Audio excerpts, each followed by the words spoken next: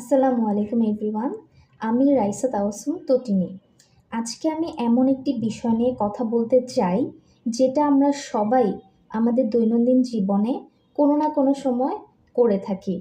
আর সেই বিষয়টি হচ্ছে প্রোক্রাস্টিনেশন।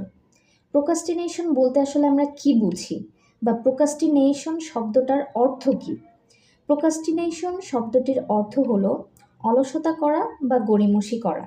এটা হতে পারে কোনো অ্যাসাইনমেন্ট দেরিতে জমা দেওয়া, গুরুত্বপূর্ণ কোনো কাজ ফেলে রাখা, অর্থাৎ কাজটি আজকে নয় কালকে, কালকে নয় পরশু, বা পরে অন্য কোনো একদিন করা, কিংবা শেষ মুহূর্তে পরীক্ষার জন্য পড়াশোনা শুরু করা।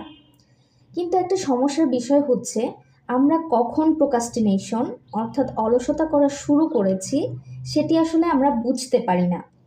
যখন আমরা কোনো কাজ বারবারই যুক্তিযুক্ত কারণ ছাড়া স্থগিত করি, বা কাজটি শেষ হবার বা জমা দেওয়ার একেবারে শেষ মুহূর্তে করার চেষ্টা করি, তখন আসলে আমরা বুঝতে পারবো যে আমরা প্রোক্রাস্টিনেশন অর্থাৎ অলসতা করা শুরু করেছি।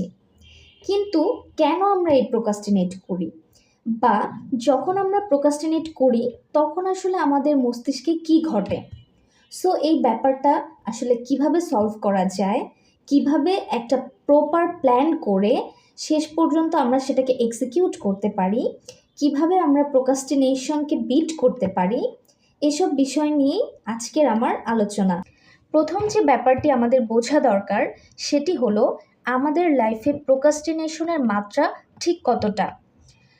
যদিও আমি বড় একজন প্রোক্রাস্টিনেটর, কারণ আমি সব সময় শেষ মুহূর্তে কাজগুলো সম্পন্ন করি। সেটা হতে পারে অ্যাসাইনমেন্ট দেরিতে জমা দেওয়া, প্রেজেন্টেশনের ভিডিও লেট করে করা, কিংবা ঘুম থেকে দেরিতে ওঠা। কিন্তু একটা সময় আমি বুঝতে পারলাম যে আমি শুধু একাই নয়, আমার মতো অনেকেই এই প্রোক্রাস্টিনেশন সমস্যায় ভুগছেন। কিন্তু যখন আমি ভাবতাম যে আমি এত বড় একটা প্রোক্রাস্টিনেটর, তখন আমার কাছে মনে হতো যে আমার থেকে বড় প্রোক্রাস্টিনেটর মনে হয় পৃথিবীতে আর কেউই নেই। তো আমার একটা সময় মনে হলো যে এই অভ্যাসটা থেকে আমাকে বের হয়ে আসতে হবে। তাই আমি এখন চেষ্টা করছি এই অভ্যাসটা থেকে বের হয়ে আসার।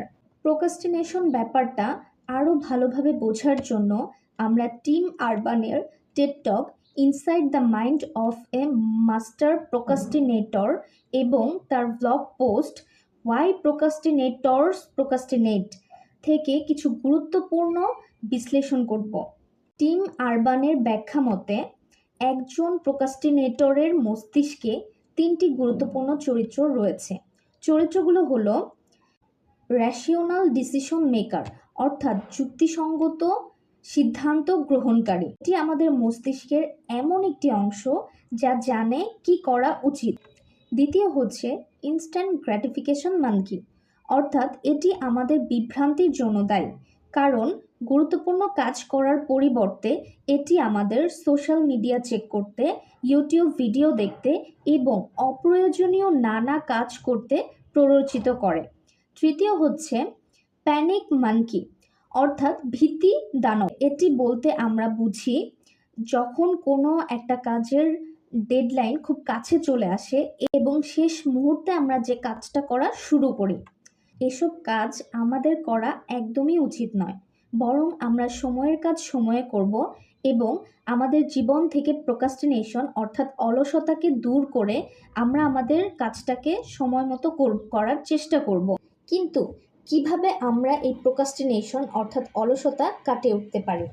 প্রথমত, কমিটমেন্ট ডিভাইস, অর্থাৎ নিজেকে কোনো কাজের ব্যাপারে অঙ্গীকার করার মাধ্যমে প্রোক্রাস্টিনেশন অর্থাৎ অলসতা কাটিয়ে ওঠা সম্ভব। লিখে রাখা, অর্থাৎ আমাদের কী কী কাজ করা বাকি আছে, কোন কাজের পরে কোন কাজ করতে হবে সেটির একটি তালিকা লিখে রাখা।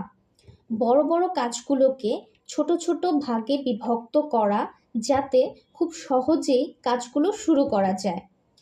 এভাবেই আমরা আমাদের প্রোক্রাস্টিনেশন থেকে বের হয়ে আসতে পারি। প্রোক্রাস্টিনেশন আমাদের ব্যক্তিগত ও পেশাদার জীবনে নেতিবাচক প্রভাব ফেলতে পারে, তাই সচেতন প্রচেষ্টা ও সঠিক অভ্যাসের মাধ্যমে এটি নিয়ন্ত্রণ করা সম্ভব। প্রোক্রাস্টিনেশন কেবল অলসতাই নয়, বরং এটি আমাদের মস্তিষ্কের কাজ করার একটি প্রক্রিয়া। তাই প্রোক্রাস্টিনেশন কাটিয়ে উঠতে হলে আমাদের আত্মসচেতনতা, শৃঙ্খলা এবং পরিকল্পনা দরকার। অপ্রয়োজনীয় বিলম্ব এড়িয়ে সঠিক পরিকল্পনার মাধ্যমে কাজের প্রতি মনোযোগী হওয়াই সফলতার চাবিকাঠি। আজকের ভিডিও এ পর্যন্তই। সবাইকে ধন্যবাদ।